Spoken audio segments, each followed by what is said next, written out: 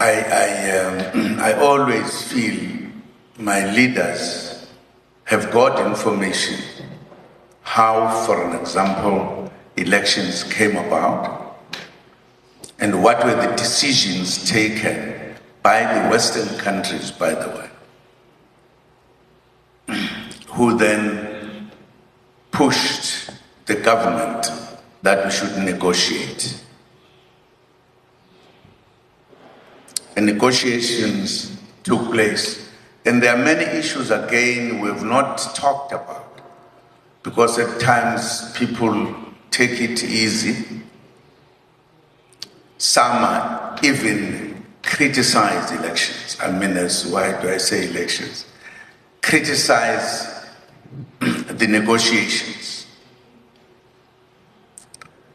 but not realizing that it was the struggle that led to that, particularly when the Western countries realized that it was a matter of years, the enemy will be defeated.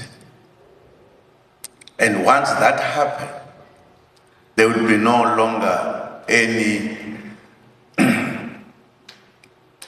way of preventing us liberating ourselves. The argument they put to the government was, you have to negotiate. Because if you don't negotiate, probably in a decade, you will be defeated. And there will be no more any white person in South Africa who would be in charge. And you will have no say once you are defeated. And therefore, the Western countries said, we are instructing you to negotiate because you have no alternative. If you compare two things, fighting and you are defeated and you have got no role in this country, than negotiating for your future so that you can have at least some role to play. You have to agree that you must negotiate. We as the Western countries will not support you if you continue fighting.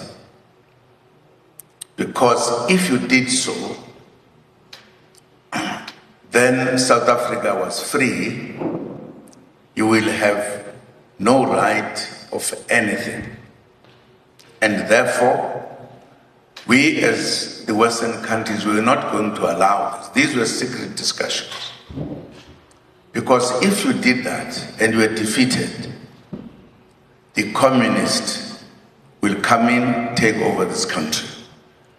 And our strategic point in the world would have been gone. And therefore negotiate. It was very difficult for them to agree, but they said, we are not going to nest you. You cannot make the Western world lose a number, almost 2 strategic points in the world. And then they had no alternative there to say, okay, let us agree. They allowed P.W. de Klerk, those who were still alive will remember, when he made a statement addressing the white population in South Africa.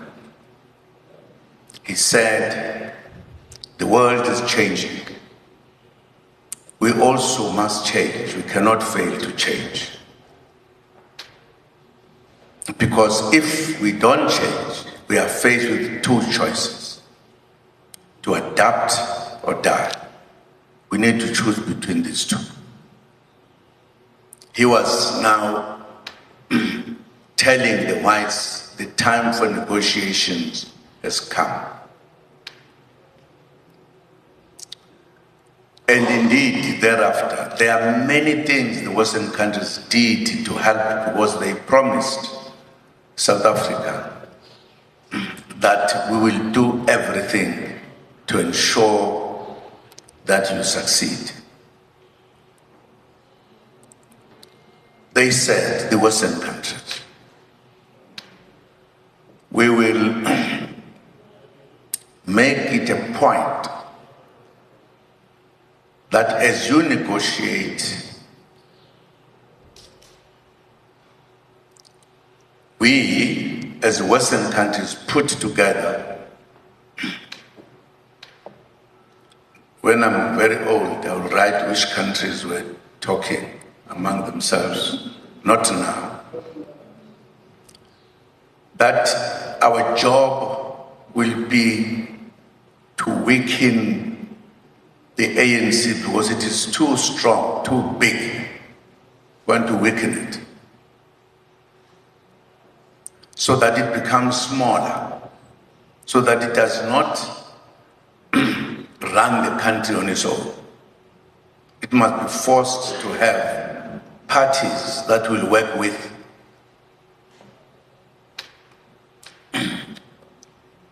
They also did a number of things. Many lives left or were taken away because they wanted, in order to reduce the strength of the African National Congress, it was also to reduce the leadership of the ANC that they thought were a threat, or they would not allow the ANC to be weakened. Hence, quite a number of assassinations, as well as quite a number of, what is this thing? Where people just feel my arm is getting weak. Nibizanitin?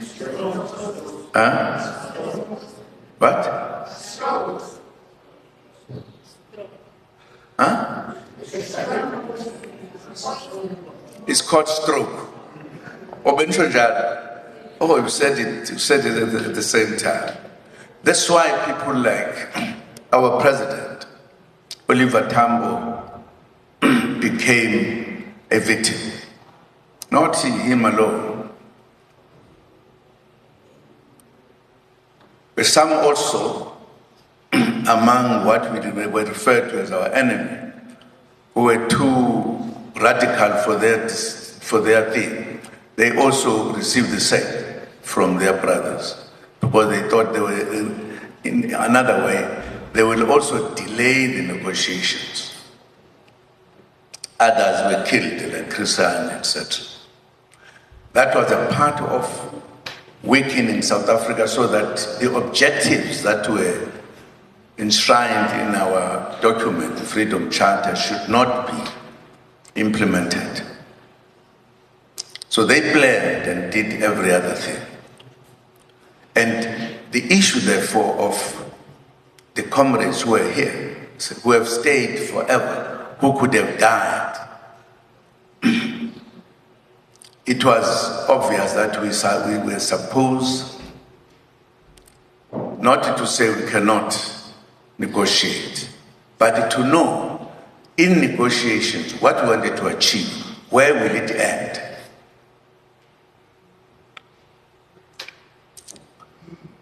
And indeed, the leaders or the Western world in this country planned a long process which involved, among others, to separate the comrades, put Mandela alone, put others in their place. It was also discussed with them, but they did not know that if these giants were released, what would be the situation from Robben Island. And it was also important that